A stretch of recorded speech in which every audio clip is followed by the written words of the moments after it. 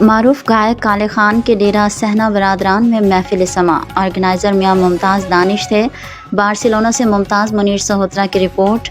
Spain کے معروف سماجی شخصیت میاں ممتاز دانش نے ڈیرہ صحنہ برادران بارسلونا میں قوالی نائٹ کا اہتمام کیا، جس میں عالمی شہرت یافتہ گائک استاد کالے خان بھاگ نے آواز کا جادو جگایا۔ محفل سماع میں موسیقی سے پیار کرنے والوں کی کثیر تعداد موجود تھی۔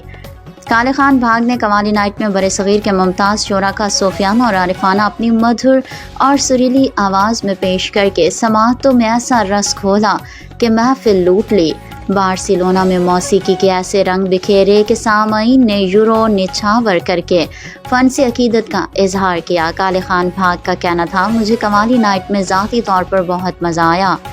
آرگنائزر میاں ممتاز دانش نے سامعین کا شکریہ ادا کرتے ہوئے کہا، اس طرح کی محفل وقت کی اہم ضرورت ہے۔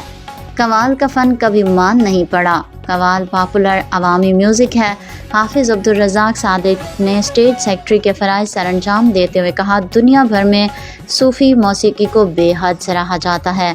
برے صغیر پاک و ہند میں قوالی کا فن تقریباً 600 سال پرانا ہے، جو پشت در پشت منتقل ہوتا ہوا ہم تک پہنچ رہا ہے۔ پاکستان میں کالے خان بھاگ نے فن قوالی کو پوری دنیا میں نئے رنگ اور منفرد انداز سے متعارف کرایا۔ ان کے والد عطا فرید خان بھاگ قوال کی فنی خدمات بھی کسی سے پوشیدہ نہیں ہیں۔